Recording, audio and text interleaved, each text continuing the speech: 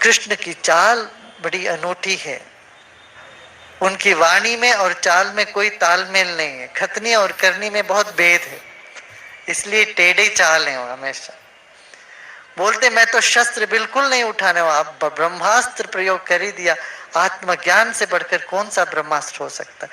आत्मज्ञान के तीर और किन पर चलाया? दुश्मनों पर ने, अपने दोस्त पर ही चलाया, अपने शिष्य पर चलाया। श्री कृष्ण ने जिन्होंने शस्त्र उठाने से इनकार कर दिया, ऐसा शस्त्र तीर मारा जो अर्जुन का दुख से उसको ऊपर उचारने का।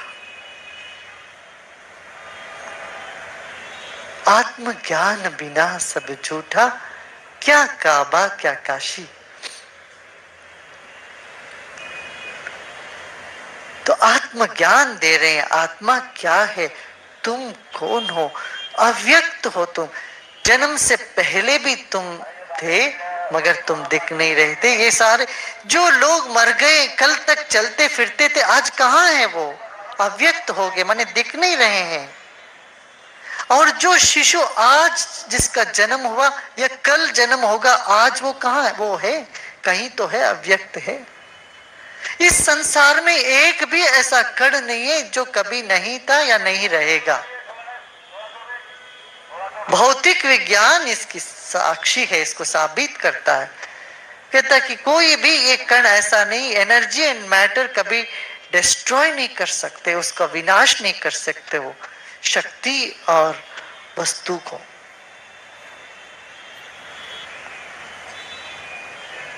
जिसको हम लॉ ऑफ थर्मोडायनेमिक्स आज कह रहे हैं, गीता में उन दिनों में भगवान श्री कृष्ण ने उस बात को कह दिया। अव्यक्तादीनि भूता नासते विद्यते भावो न भावो विद्यते सता। जो समझता है हमने मार दिया या हमको किसी ने मार दिया, दोनों नहीं जानते हैं, दोनों अज्ञानी, दोनों सीमित दृष्टि से देख रहे हैं कि यहां एक एक चीज अविनाशी है, एक एक तत्व निरंतर रहने वाली है। इस जगत में एक भी अणु नष्ट नहीं होता, यहाँ सब रिसाइकल्ड है। यही हवा रही 5200 साल पहले भी, यही हवा, यही सूरज, यही चांद, यही पृथ्वी, यहाँ जो भी है, हम आज जो सांस ले रहे हैं वही वायु तत्व 5000 साल पहले भी कौरव ने भी लिया, दुर्योधन ने भी लिया, पांडव ने भी लिया, श्री कृष्ण भी लिए। इसी हवा में वो भी जीते। यही बादल, यही सूरज, यही चांद, यही तारे सितारे, यही नैन, यही चैन तब भी था, अभी भी है। ये है परमात्मा का खेल। ऐसी कोई उसको परमात्मा कहता है, कोई मैं कहता हूं, कोई तत्व कहता है, कोई शून्य कहता है, कोई कुछ भी कहे, जो सो है वही है। अर्जुन जागो, क्या कर रहे हो तुम? इतना कांप रहे हो, तुम्हारा सब कुछ सूख गया, गला सूख गया, आंखें भर आई।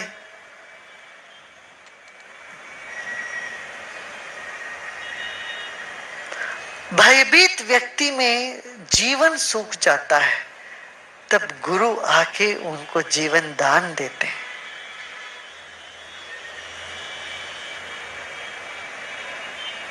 अज्ञान का पर्दा हटाते हैं।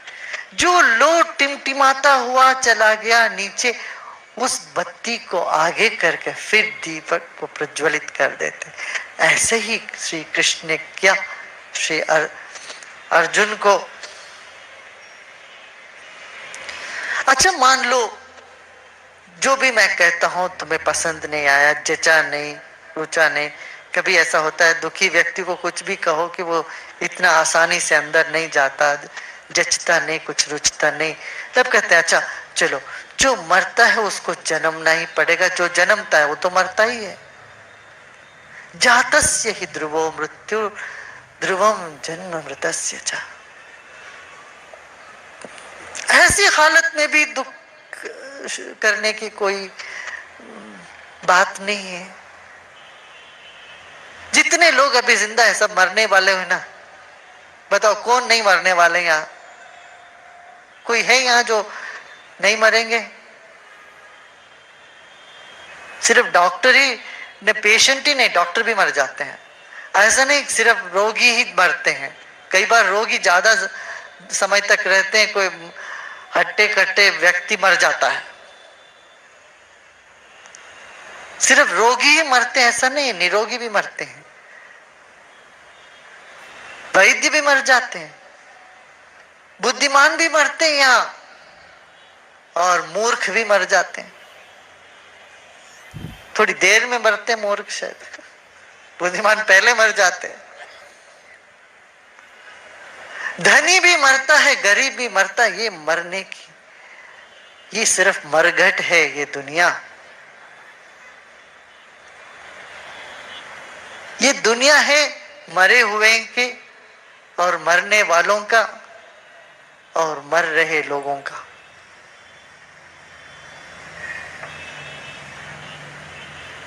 अभी लोग पैदा नहीं हुए वो भी मरने के लिए पैदा हो रहे हैं। यहाँ पैदा होएंगे मरेंगे, अभी जी रहे हैं ये तो मरे, और जो मर गए वो तो सब दफना गया, गंगा में बहा दिया गया उनको। यहाँ सब मरने वाले, और जो मरता है वो फिर जरूर जन्म लेगा, लेता है। जातस्य ही ध्रुवो मृत्यु ध्रुवम जन्म मृतस्य च। कम से कम ये तो मान लो भाई, जो तुमको दिखता है। अच्छा अव्यक्त क्या, मैं मुझे पता नहीं, पहले मैं कहाँ था, इस जन्म से पहले मैं नहीं जानता हूं, बाद में क्या होगा मैं नहीं जानता हूं। आप कहोगे तो मैं कैसे मान लूं? वो तो मुझे जचता नहीं। तो अच्छा तब ये बोलते हैं ये बात तो जचेगा तुम्हें, जो सब मरते हैं यहाँ पर। हाँ सब मरते हैं जी, जो मरते हैं तो फिर जन्म लेते हैं, वो भी आएंगे फिर जन्म लेके। जो अच्छा कर्म करेंगे तो अच्छा जन्म लेके आएंगे, रोते रोते मरेंगे तो वैसे ही जन्म होएगा।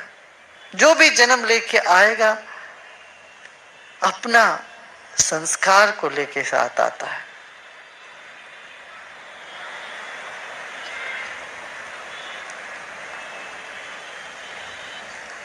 तो तुम दुखी मत हो जाओ, जागो। तो फिर उनको बताते हैं भाई क्षत्रियों के लिए ये अच्छा नहीं है, तुम इस तरह से भागते हो युद्ध से, ये ठीक नहीं है। तुम अपना धर्म में तुम लड़ो, हारोगे तो भी तुम्हें अच्छा है, जीतोगे तो भी तुम समाज में ये दुनिया में राज्य करोगे, हारोगे तो स्वर्ग पाओगे। इस तरह से क्या जीना घुटे घुटे। मान लो युद्ध न करोगे तो भाग जाओगे, तब भी तुम्हारे भीतर आत्मग्लानि होता रहेगा, मैंने अपने धर्म से भाग गया, नहीं किया मैंने अपने धर्म को ठीक से। जितनी सारी जनता मेरे आस लेके बैठे हुए थे, मैंने उनको वंचित कर दिया, उनका सुख दुख नहीं सोचा, मैं अपनी ही डोल पीटने लग गया, अपना ही सोचने लग गया मैं। इस तरह की तुम्हारे भीतर खुंदक आत्मग्लानि तुम्हें सताएगा, खाएगा। यही नरक है। तुम जिंदगी भर इस तरह के नरक में जीना चाहते हो, आत्मग्लानि की, दुख की? चलो उठाओ गांडीव, लड़ो। जीतोगे तो दुनिया में राज्य करोगे, हारोगे तो स्वर्ग जाओगे, वीर गति को तुम प्राप्त करोगे। शर्म नहीं आता तुम्हें? खड़े हो जाओ। तरह तरह की बातों से उनको रिझाते हैं, इनकी संकट को सुलझाते हैं, दुख को दूर करते हैं। यही सांख्य योग है। और यह तभी होगा जब आत्मज्ञान का यहाँ एक लहर उठे, एक प्रकाश उठे, एक रत्ती भर आत्मज्ञान का अमृत मिल जाए तो आदमी में ताकत आ जाता है, अपने पांव में खड़े हो जाता है। तो वह ब्रह्मास्त्र का इस्तेमाल करते हैं, बुद्धि को बुद्धि योग से समझा के ठीक करते हैं, अहंकार को छेड़कर खड़ा करते हैं। हमारा जीवन में कई स्तर है, शरीर, सांस, मन, बुद्धि, चित्त, अहंकार। अंतःकरण चतुष्टय कहते हैं, चार है, मन, बुद्धि, चित्त, अहंकार। मन को अपना मौजूदगी से श्री कृष्ण ने थामा, तो बुद्धि को बुद्धि योग से समझा बुझा के बुद्धि को थामा, फिर अहंकार को छेड़कर उन्होंने थामा। श्री अर्जुन का अहंकार को श्री कृष्ण छेड़ते हैं। किसी भी व्यक्ति का अहंकार छेड़ो तो वो काम करने लग जाता है अच्छे से, उसमें कर्तापन जागता है, उत्साह बढ़ जाता है। अहंकार जब धस जाता है तो व्यक्ति किसी काम का नहीं होता। इसीलिए बच्चों को हमेशा आप लोग गाली मत देते रहो, तुम नालायक हो, तुम नालायक हो, नालायक हो। बच्चों को हमेशा इस तरह से तुम कहते रहो, तुमसे नहीं होगा नहीं होगा, तो वो वैसे ही हो रह जाते हैं। तुम नालायक को कहते रहोगे कि तुम नालायक ही बन जाएगा। तुम बड़े चोर हो तो वो बोलेगा हाँ मैं तो हूं, रहूंगा चोर। इनसेंसिटिव हो जाते हैं, असंवेदनशील हो जाते हैं उस वक्त बच्चे। अहंकार की पुष्टि करना, तुम कैसे हो, तुम कैसा राजा हो। चलो, अपमान से मरना, अपमान से जीने से मरना बेहतर है। किसी अहंकारी को ऐसे बताओ तो चुप रह पाएगा, तो उठ खड़ा हो जाएगा। ऐसा जीना चाहते तुम? ऐसा जीने से मर जाना अच्छा है, तुम मर जाओ। अपवाद लेके जीना चाहते हो? आत्मसम्मानित व्यक्ति सह नहीं पाएगा उसको। अहंकार को इस तरह से चोट पहुंचा करके श्री कृष्ण ने जगाया।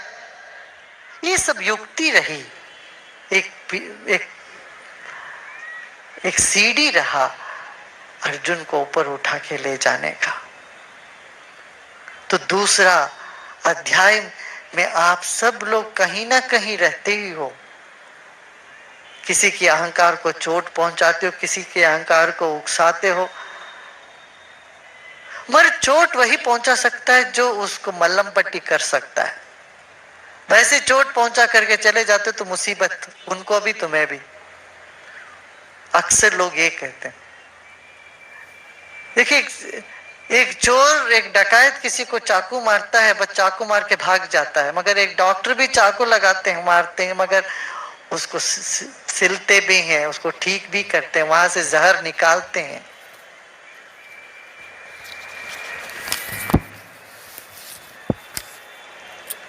तो अहंकार को वही चोट पहुंचा सके तो उसको मलम पट्टी भी कर सके, उससे कुछ कामयाबी कर हो जाए।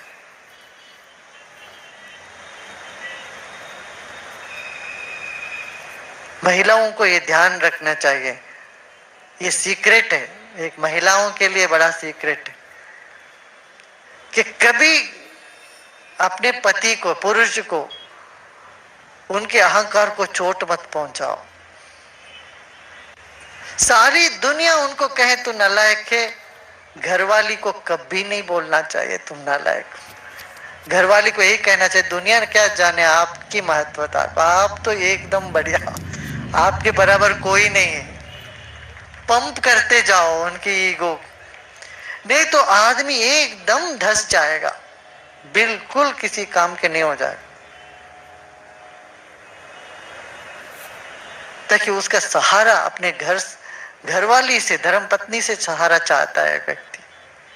वो सहारा देने वाली भी उनके अहंकार को चोट पहुंचाते रहे तो नालायक को देखो वो आदमी अच्छा है, ये लोग बेहतर है, तेरे मेरे भाई तुमसे बढ़िया काम करता है, इस तरह से किसी ना किसी को कुछ कह दे, किसी ना किसी बात से अहंकार को चोट पहुंचाए, तो सांसारिक जीवन में बहुत मुसीबत हो जाएगी।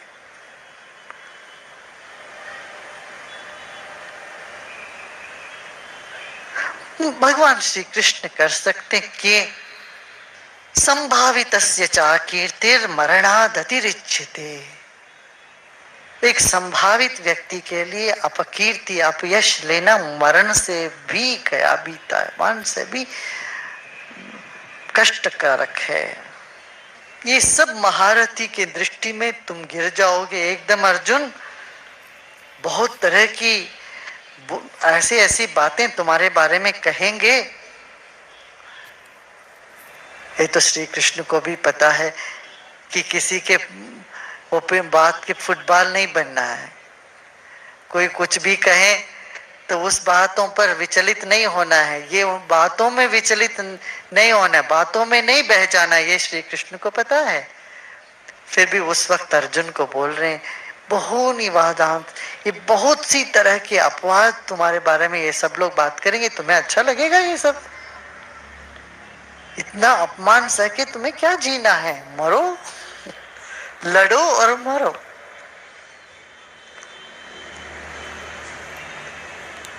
मगर उस वक्त कहते हैं निंदन्त्यस्तव सामर्थ्यम ततो दुख तरन्मुखिन। इन सब लोगों ने तुम्हारा सामर्थ्य को निंदा करेंगे, उससे बड़ा दुख और क्या हो सकता है? जब किसी दुख को लेके हम खड़े हैं और उससे बड़ा दुख हमारे नजर में आ जाए तो ये दुख छोटा होने लगता। ये भी चालाकी। इनको तो दुख लगा कि इन सबको मार के मैं कैसा जीऊं।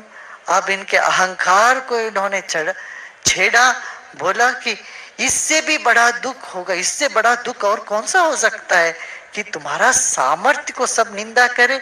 तुम्हें निंदा करे तो तुम्हारा गुरु का भी निंदा हो गया वहां पर। तुम्हारा सामर्थ्य की प्रशंसा हो तो तुम्हारी नहीं, तुम्हारे गुरु की प्रशंसा हुई। द्रोणाचार्य ने ऐसा शिष्य को जन्म दिया, कैसा शिष्य था ये, ऐसा ये धनुर्धारी, ऐसा विद्या। किसका शिष्य? द्रोणाचार्य के शिष्य। तुम्हारा जो यश उन्हीं को जाता था और तुम्हारा सामर्थ्य की निंदा करें तो कैसा बेवकूफ शिष्य द्रोणाचार्य के थे। द्रोणाचार्य ने क्या पैदा किया? ऐसे कायर। अब इसमें रहा नहीं, आप समझ में आई बात।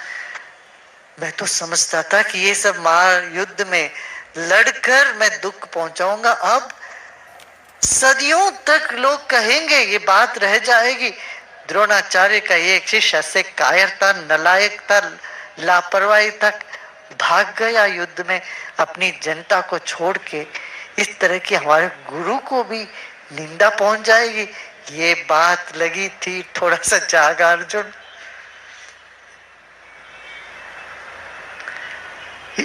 श्री कृष्ण कहते इससे बड़ा दुख और क्या हो सकता है बताओ?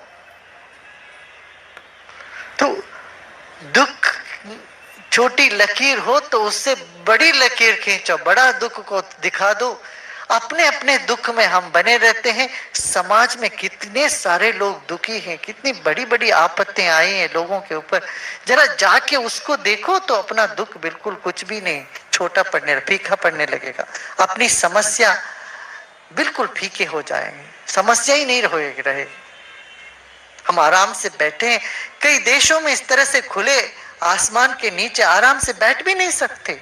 आतंकवाद से भरा हुआ दुनिया, पता नहीं कब बम गिर जाए, कब क्या हो जाएगा। सिर्फ अपने देश नहीं, बाहर के देश में कहीं से भी आके प्लेन में आके बम बम गिरा के चले जाते हैं लोग। ऐसी ऐसी देश है, इराक जैसे देश में लोग, लाखों लोग दुखी हैं। रात को ना सो पाते, ना भोजन कर पाते। प्राकृतिक आतंक, प्राकृतिक रूप से जो हुआ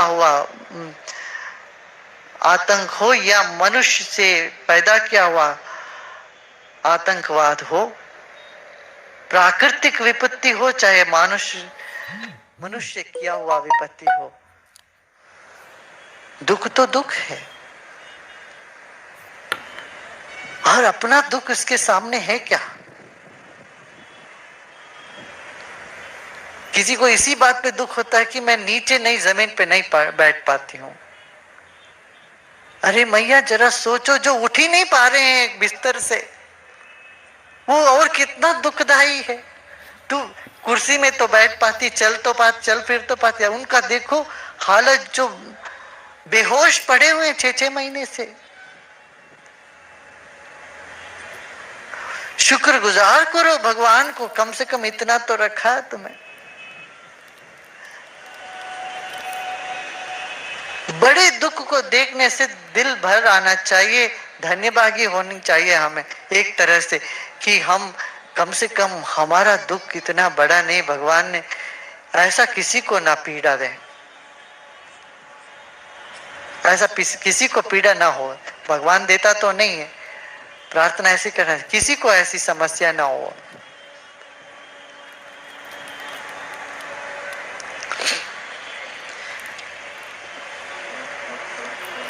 तो इस तरह से उनको कहते सुखे दुखे समय कृत्वा लाभो लाभो जया जयो ततो युद्धाय युद्धस्वम नैवम पापम अवाप्स्यसि। अर्जुन, जिस बात से तुम डर रहे हो इससे पाप लग जाएगा, मैं तुम्हें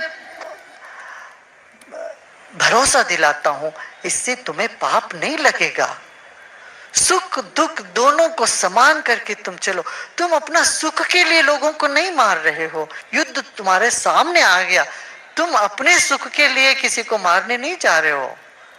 जब कोई तुम पर युद्ध करने आ गया है तब खड़े हो जाना, संरक्षण करना तुम्हारा धर्म है।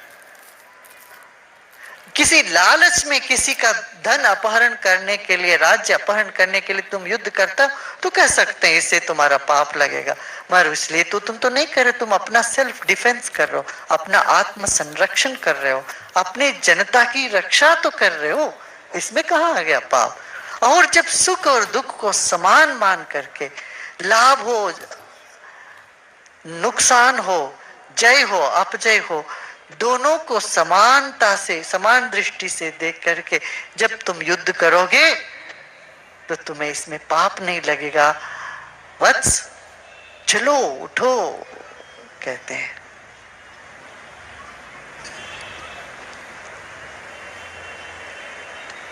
अपने लिए, अपने स्वार्थ के सुख के लिए करेंगे तो उसमें पाप और पुण्य की बात होती है, बस सबके कल्याण के लिए करोगे तो उसमें पाप नहीं लगेगा। अब कितने हमारे देश के योद्धा हैं, कारगिल में मारे गए हैं, युद्ध में ये लोग भाग लिए हैं, इन्होंने भी कई लोगों को मारा, अपने विरोधियों को मारे। जब भी युद्ध होता है एक देश की संरक्षा करने के लिए अपना जान देते हैं और कई लाख लोगों को नुकसान होता है, उनको मारते हैं। इनको पाप लग जाता है क्या? नहीं लगता। क्यों? इनमें कोई ज्वर नहीं है, ऐसे ये कातुरता नहीं है, ये करना है इसलिए वो काम करना है किए हैं। यही समता से करने वाली जो है, इसी को कहें, इसी को बुद्धि योग। मैं अभी बुद्धि योग की बात कहता हूं। बुद्धि योग में नेहा विक्रम नाशोस्ति प्रत्यवायो न विद्यते स्वल्पमप्यस्य धर्मस्य त्रायते महतो भयात् कहते। इस जो पथ में जो चलता है व्यक्ति, उसको कभी विनाश नहीं होगा, उसको कभी नुकसान नहीं होगी, वो कभी विनाश को नहीं प्राप्त करेगा। इसमें कोई अवरोध भी नहीं होएगा। जरा सा भी इसका तुम अनुसरण करोगे तो बड़े बड़े भय से जीवन में मुक्त हो जाओगे, कोई भय तुमको नहीं छुएगा। व्यवसायत्मिका बुद्धि रेकेह कुरु नंदना बहुश्याका ह्यनंताश्च बुद्धयोरव्यवसायिनम। जब तुम्हारी जीवन धारा दो कमिटमेंट माने संकल्प के दो किनारे के बीच में बहती है तो उसको एक दिशा हो जाती है। नहीं तो वही पानी सब जगह होता है तो कहते हैं बाढ़ आ गया, नुकसान हो जाता है।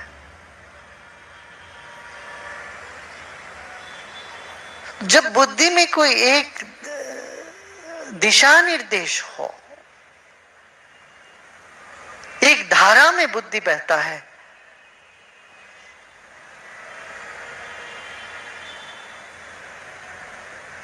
वो अपना लक्ष्य तक पहुंच जाता है।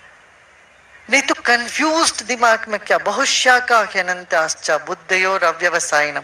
जब कुछ करने के लिए कुछ नहीं है, एक गोल नहीं है जीवन में, एक गोल लक्ष्य रखना चाहिए।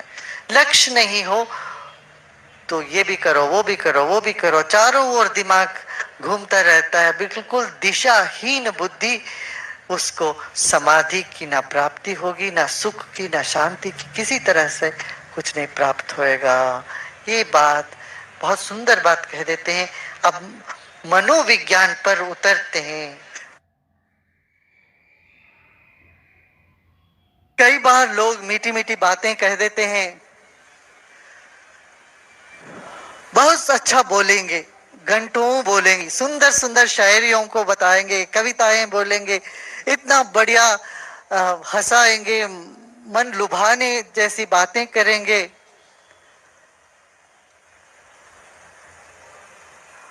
और कामों में उलझ जाएंगे। ये करो, वो करो, वो करो, तुम इतने सारे यज्ञ करो, ये पुण्य करो, ये दान करो, बहुत सारे।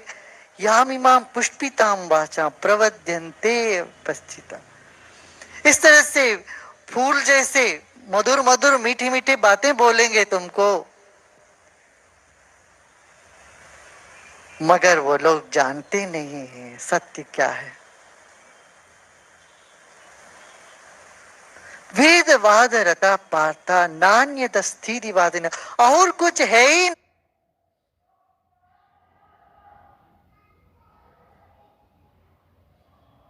नहीं।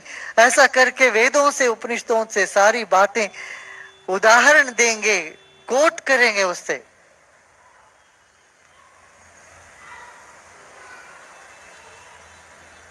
मगर अंत, इन सब फलों का अंत है, ये तो अल्प फलदानी है। थोड़े समय के लिए सब अच्छा लगने लगता है। कोई संत बोलेगा ऐसा करके फिर भी कोई चीजें सृष्टि करके तुम्हें दे देगा, उस वक्त तुमको चौंक के आश्चर्य हो जा रही, हवा से हमको निकाल के दे दिया सेब, हवा से निकाल के सोने का कंगन दे दिया, ये कर दिया, गले का हार दे दिया। एक क्षण के लिए चौंक जाते हो, कुछ श्रद्धा भी जग जाता है शायद, मगर बाद में ये सब अंतवंत फलम थे शाम, ये सब अल्प बुद्धि वाले करने वाली बात है। अल्प मेधसाम, कम बुद्धि वाले लोगों के लिए ठीक है। आगमा पाइनो नित, ये सब आते हैं जाते हैं, ये छोटी छोटी चीजों पर तुम उलझो मत, तुम जागो।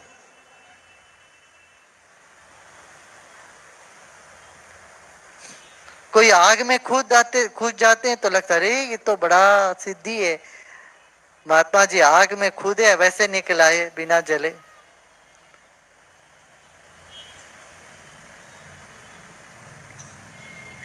इन चीजों में पड़ो मत तुम, यही सब चीजों में।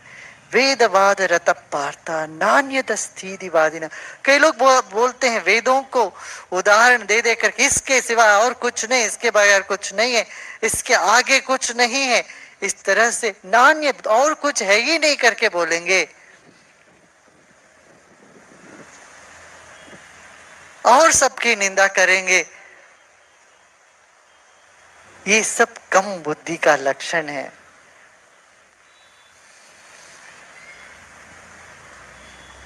अर्जुन तुम जागो। देखिए दुखी व्यक्ति किस किस गली में घूम सकता है, जा सकता है, बच सकता, भाग सकता है, ये सब कृष्ण जानते। उन सब जगह से इनको अपने पास समेट लिया, लपेट लिया श्री कृष्ण ने।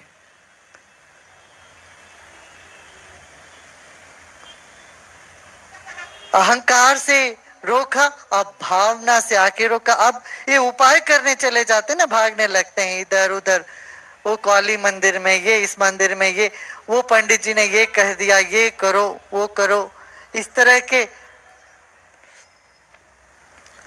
कर्म कांड में, बहुत ज्यादा कर्म कांड में उलझने वाले लोग, उलझाने वाले लोग, उन सब चीजों को भी भगवान श्री कृष्ण ने बड़े प्यार से, बड़े प्रेम से आके वहां रोक लगा कि इससे नहीं तुम्हारा दुख मिटेगा, इससे तुम्हारा श्रेयस नहीं होगी। ये सब थोड़े समय के लिए थोड़ा सा फल दे भी सकता है, मगर तुम्हें अपने लक्ष्य तक नहीं पहुंचाने वाले बात है। ये बुद्धि योग की बात, सांख्य योग की बात करी है।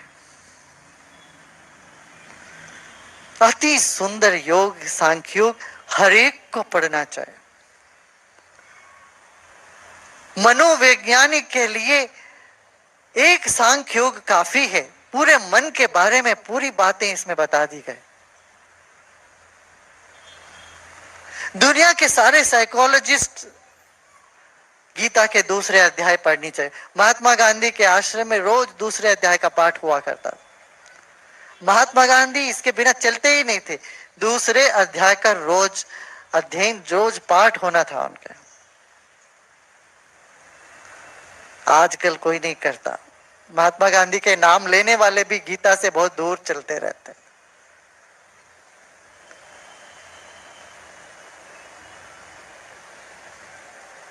आगे चल के पूछते हैं, अर्जुन ने, स्थित प्रज्ञ कौन है, समाधि क्या चीज है, कौन ऐसा व्यक्ति जो ठहर गया है और उसका मन की क्या स्थिति होगी, कैसे है, इन सब के बारे में फिर कल बात करें। दूसरे अध्याय कल चालू रहेगा। अभी कोई प्रश्न है? गुरुजी, पाप क्या है? पाप की परिभाषा क्या है? जो सबको पीड़ा देती हो और खुद को भी पीड़ा देते हो, वो पाप है। आगे चलो। क्या अवतार ही भगवान है? आजकल अपने को भगवान कहने वाले अनेक सज्जन हैं, कैसे पहचाने?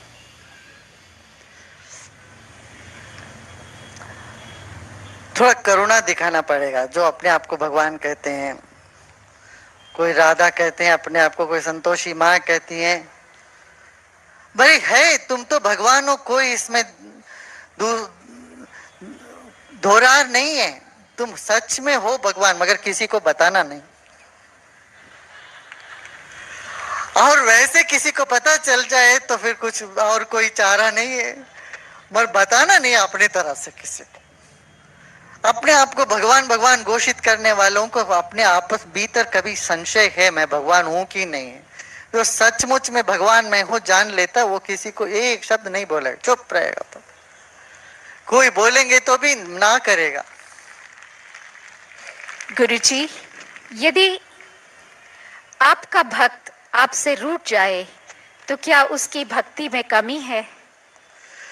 अरे रूठना भी भक्ति का ही एक रंग है। रूठने में भी तो संबंध बना ही रहता है, तो अच्छा है। रूठो भी तो बढ़िया है, छूटो मत, रूठो।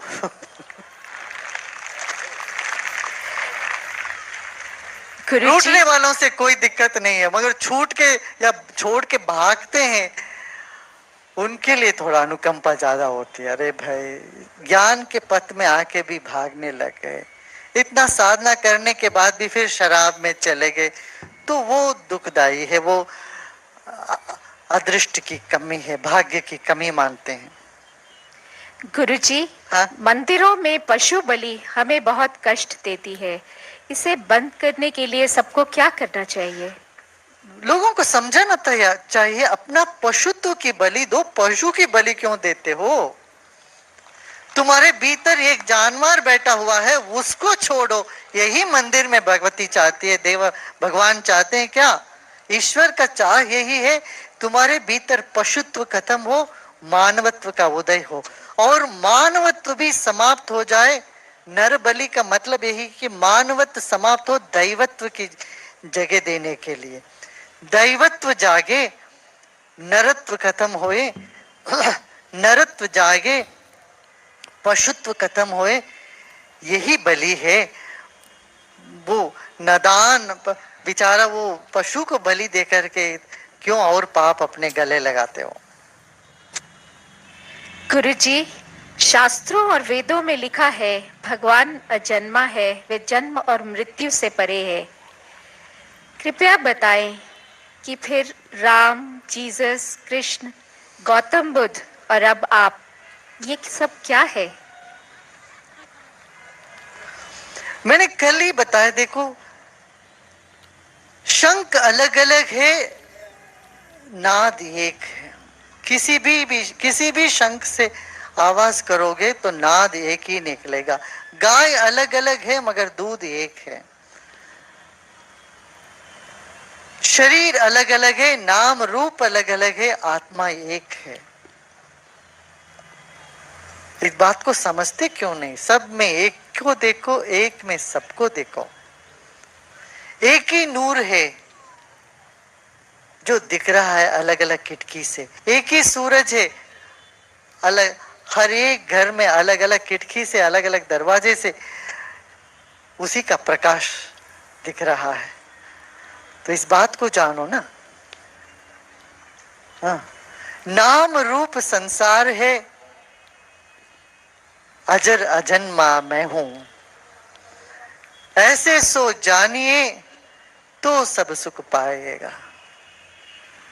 गुरुजी, सत्कर्म करते रहने पर भी आत्म शांति क्यों नहीं मिलती?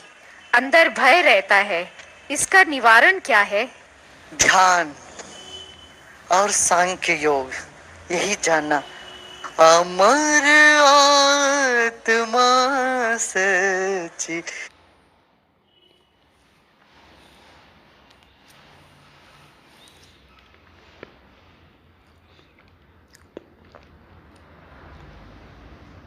आनंद में हूँ, शिवोहम शिवोहम शिवोहम शिवोहम। सब आंख बंद करके भजन गाओ। ये गीत गाते गाते अपने मन में ही पूछ, मैं कौन हूं? मैं शरीर नहीं हूं, मैं बुद्धि नहीं हूं, मैं मन नहीं हूं, मैं कौन हूं? ये करते, ये गाना जब तक चलता रहेगा तब तक आंखें बंद रखे उसमें तल्लीन हो जाओ।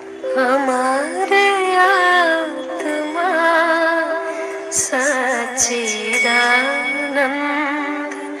में हूँ, शिवोहम शिवोहम शिवोहम